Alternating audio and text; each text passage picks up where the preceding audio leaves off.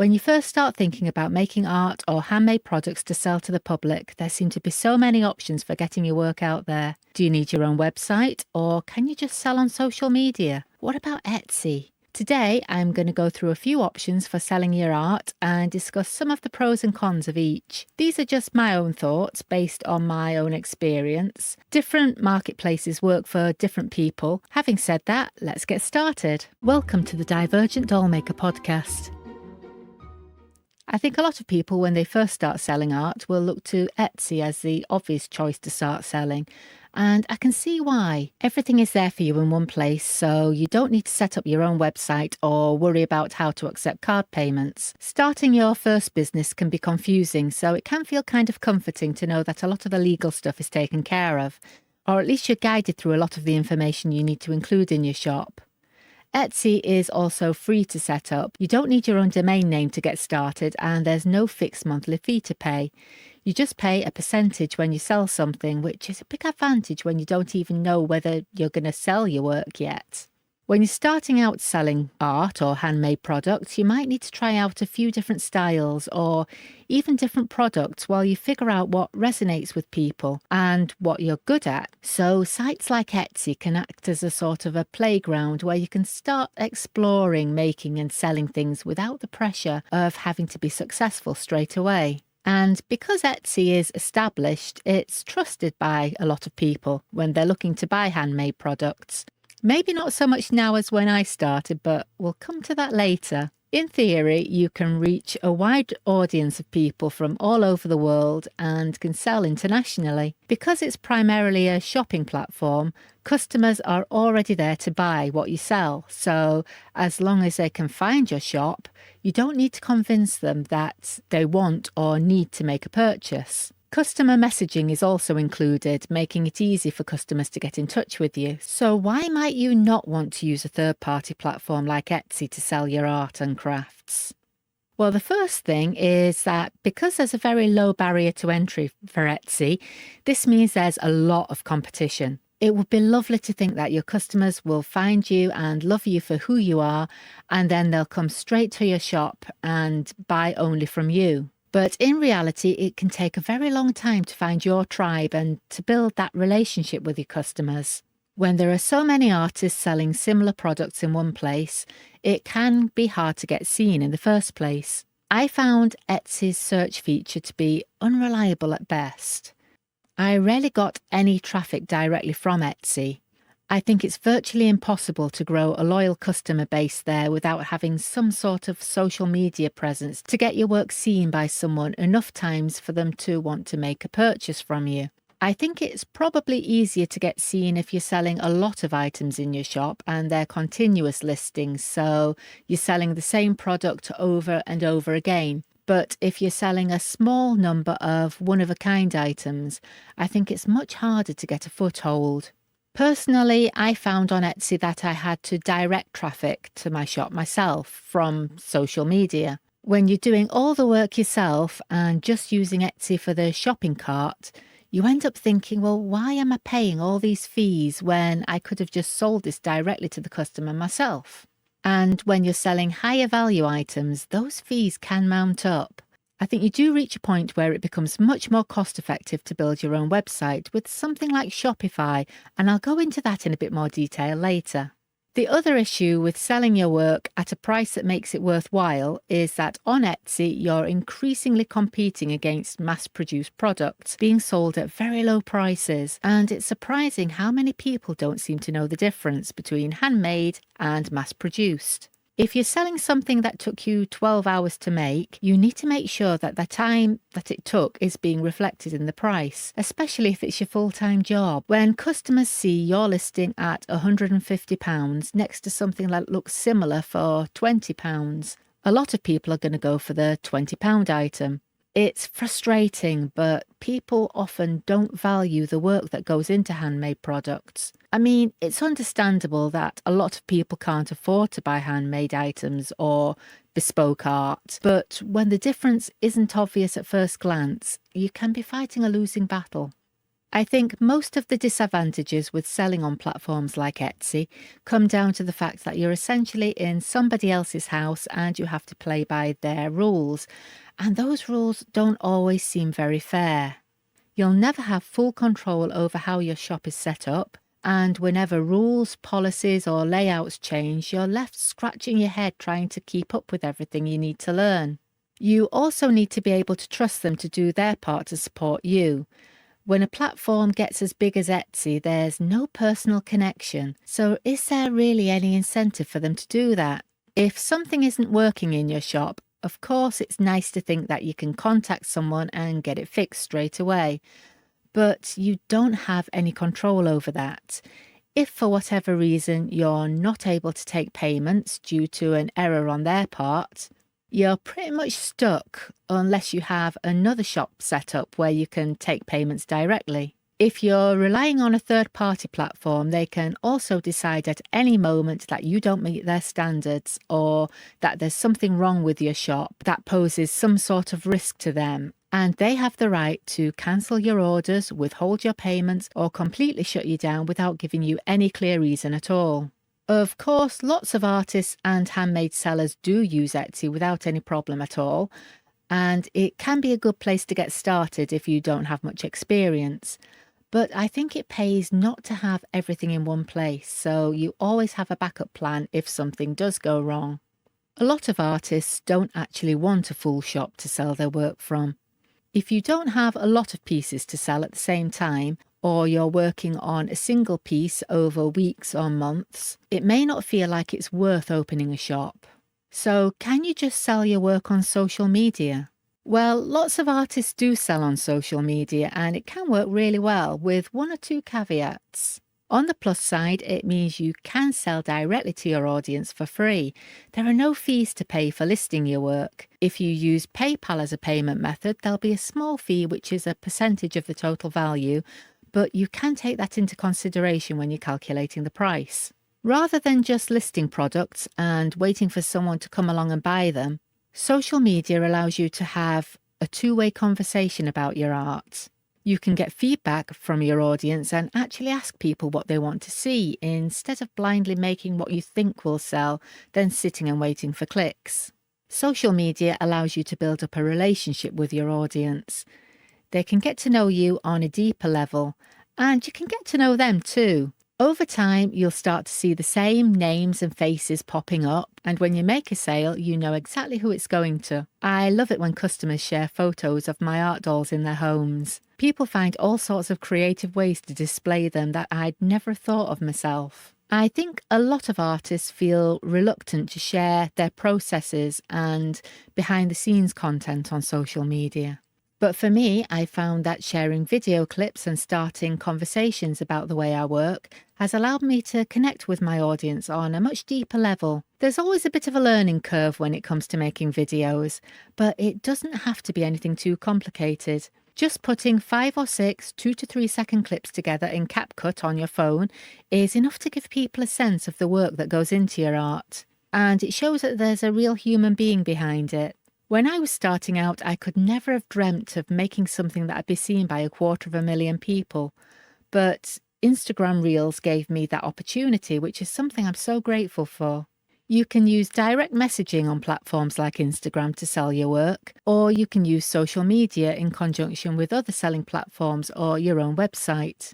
I have used Instagram shopping in the past, but I found it to be a little bit clunky and unreliable. Sometimes my listings would show up and sometimes they'd be rejected for no apparent reason. I think TikTok has a shopping feature now too, but I don't really use TikTok, so I can't comment on how well that works.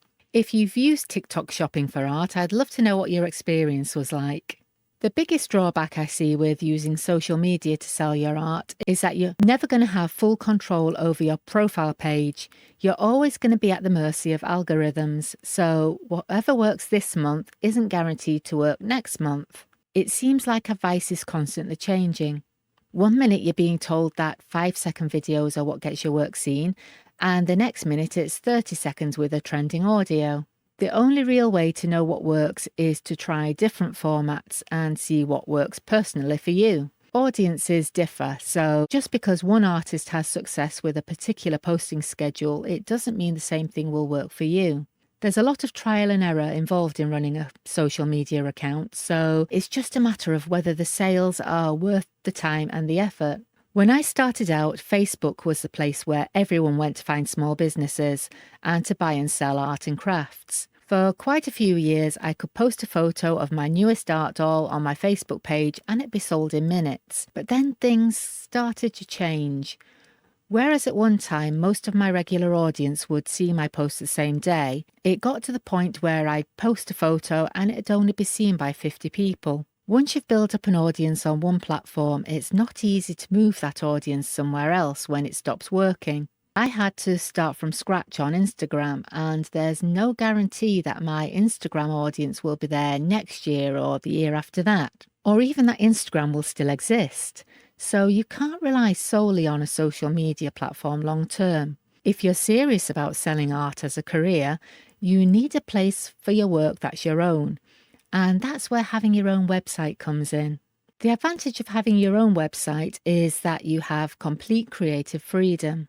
You can set things out exactly as you want them and have whatever content, information or links you want there. You can have your own business name as a domain name with your own little icon and can include as many high quality images as you want. You can even embed videos that can be viewed right there on your site. You can choose your own colour scheme, logo and layout, and assuming you're not doing anything illegal, there are no limitations. There is quite a bit of a learning curve when you're getting a new website set up, but once it's done, it's pretty easy to maintain. And there are people out there who you can hire to help you set it up too. You can set up your own shop with as many products as you like, and once you've created a template, you can just copy that and edit it for future products. I use Shopify for my website. I'm not sponsored by Shopify, I'm not getting paid to recommend them, but having a Shopify store opened up a whole new world for me. As well as having my shop there, I've been able to embed podcast episodes into a blog format so people can find all the audio episodes with any relevant information and links all in one place. I've got a portfolio page and a contact form where people can email me directly. It's just everything I need, really. You can install apps for things like digital downloads. The shop page can be organised into sections so customers can find exactly what they're looking for, and there's a search function that's just there to link to your products and yours alone. You can change how your website looks depending on your needs and personal style by installing different themes. Each theme has slightly different features, so it might take a bit of trial and error to find which one's a good fit for you, but there are so many more options for customization than you get on a social media page or an Etsy shop. Having your own shop on your own website gives you lots of scope for marketing too. You can set up discounts and special offers and link it to a newsletter, so you can send out updates to customers directly. You can also link your products to Google so they show up in Google search results. And that's absolutely free. When it comes to taking payments, there's a bit of setting up to do, but you can take card payments directly using Stripe, or you can link to PayPal, Google, or even Amazon Pay. You can even offer buy now, pay later options like Afterpay or Klarna. Now, building a website isn't going to be for everyone. As I said, there is a bit of a steep learning curve when you're getting started, especially if you're not very technically minded. It does take a little bit of time to set up. You need to register domain names and set up payment methods yourself. And depending on what country you're in, you need to be aware of things like privacy and data protection laws. So it might take a little bit of research. You can start really simple though and just build it up over time, learning as you go. You don't get messaging included in Shopify, so you will need to link either an email address or I think you can link WhatsApp now, so people can contact you. I like to have my own domain name on my email addresses, so I use a third-party email host for that. But there's nothing stopping you from using a free Gmail account or just WhatsApp. I think the biggest disadvantage is that unless your name is already well known, you will need to find ways to drive traffic to your website yourself. But I found I had to do that with Etsy anyway, so it didn't really make much difference. Surprisingly, I get a lot of traffic to my website from Pinterest. I've dabbled a little bit with posting on Pinterest in the past, but whether I'm posting there or not doesn't really seem to make a lot of difference. People seem to share my work on there fairly consistently and they find me anyway, so I don't spend too much time directing people from Pinterest myself. I just let it happen organically. That's another nice thing about having a Shopify store. You do get access to quite a lot of analytics, so you can see what's working and what isn't, and where your traffic's coming from. Using something like Shopify isn't going to be financially viable for everyone. If you're not making a regular income, you might not want to commit to regular monthly payments. I think it works out at about £30 a month in the UK if you're paying monthly, whether you're selling anything or not. If you pay for a year in advance, you can reduce that quite a bit, but it still might be too much for some people. And when you add in things like card payment fees and domain names and email hosting, it can mount up a little bit. Once you do have your own domain name though, you can just redirect that web address to wherever you like, whether that's another website, an Etsy shop, or even a social media account. So wherever you're selling online, I would recommend getting your own domain name. That way people are always going to be able to find you. If you're not a fan of technology and you just want to sell your art locally, there are a couple of options you could consider for selling in person. If you have a lot of items, you might want to look into craft fairs or markets. This is something I don't have much experience of as a seller, but there's something really nice about visiting artist stalls at events and connecting with them in person. When you can meet the public face to face, they get to see the artist behind the art. You can have a two-way conversation that wouldn't be possible online, and you can connect with people on a much deeper level.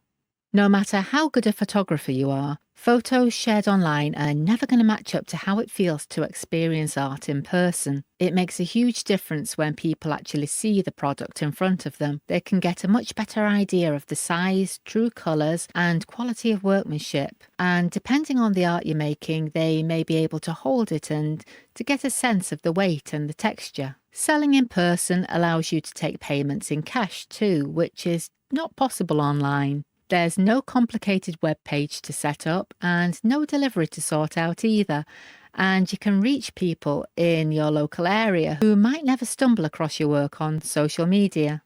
When people go to craft fairs, they're already there to buy something. They have money in their pocket and they actively want to support independent artists, so you're already halfway there. All you need to do is convince them that it's your work they want to buy. This comes down to being able to make a good first impression, which kind of depends on your personality. If you're an introvert like me, reaching out to customers in person and having conversations about your work with strangers might not come naturally. You're not just selling a piece of art, essentially you're selling yourself, and that can be quite difficult for some people. You also need to have a large body of work to fill up a stall and make it worthwhile. Holding a stall at an event can be pricey, so you need to work out in advance how much you're going to need to sell to make a profit. And because you're limited to a local area, unless you're offering something that's very mainstream, it can be difficult to judge how your work's going to be received and whether the right type of customer is going to find you. Craft fairs tend to be seasonal, and if they're held outdoors, the weather can have a big impact on how many people show up on the day, especially if you live in Wales like me. So if you're spending several weeks making a huge collection of, say, Halloween-themed products for a single event, it can be a bit disheartening if you don't end up selling enough to cover the cost of the stall. There is another option, though, where your work can potentially be on display to the public all year round. You don't have to be there in person, and sales talk and transactions are all done for you. If that sounds like the perfect solution for you, you might want to have a look at art galleries. When you hear the words art gallery, you might automatically think of big, brightly lit, museum-like buildings filled with high-end art by famous painters who died hundreds of years ago. But galleries have changed in recent years, and more art spaces are opening up, showcasing a wide range of arts and crafts from around the local area. Now, there is a slightly higher barrier to entry with art galleries, so your work might not automatically be accepted. But every gallery has a different sort of vibe, so it's worth visiting a few, chatting to the owners, and seeing whether your art would be a good fit. Selling your work through a gallery gives you some pretty unique advantages. They're often in really busy locations where lots of people will just pop in to have a look. So your work can be seen by all sorts of different people who you wouldn't necessarily be able to reach yourself. People visiting a gallery are generally there to see art, so they're more likely to see the value in your work. This isn't always the case, but in general, you do have more people passing through, so in theory, you're going to be seen by more of the right people. When your work is sold through a gallery, you don't need to do lots of promotion or take lots of photos. Of course you can, but the gallery will do some promotion for you. They'll deal with all the transactions and taking payments, and then your cut is transferred straight into your bank account. If you have one or two higher value items to sell or things that can't easily be packaged and sent in the mail, then working with a gallery can be a good option. There are no upfront costs involved, so you don't really have anything to lose by giving it a try.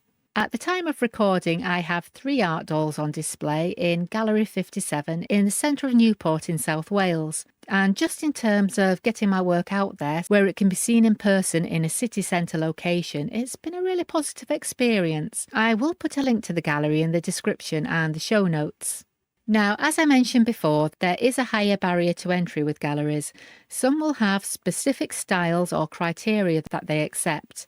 And if they don't feel like your work will fit in, they're under no obligation to work with you. So you do have to be prepared to take a few rejections before you find the right gallery to display your art. Also, because they're doing a lot of work for you, you can expect to pay a much higher percentage in commission than you would selling, say, on Etsy or your own website. You do only pay if something sells though, so if you have a few pieces that you haven't found the right buyer for yet, it might just be what you need to get your work in front of new eyeballs.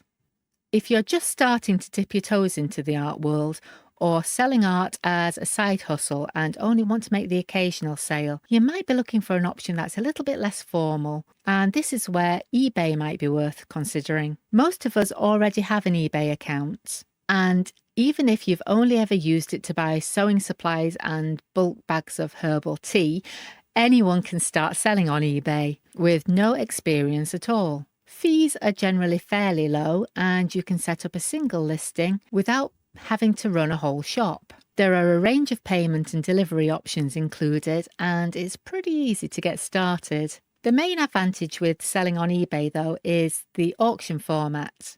If you have absolutely no idea what demand will be like for your work or how to price it, you can put a piece up for auction and let bidders decide what they're prepared to pay.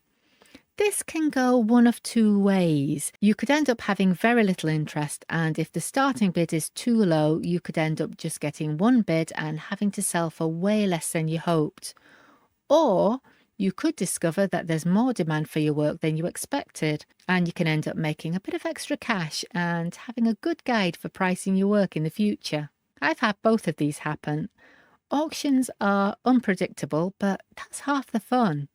So if you've been selling from one platform for a while, and maybe you're not getting the sales you want, and you start wondering if the grass is greener on the other side, how do you know when it's time to move on?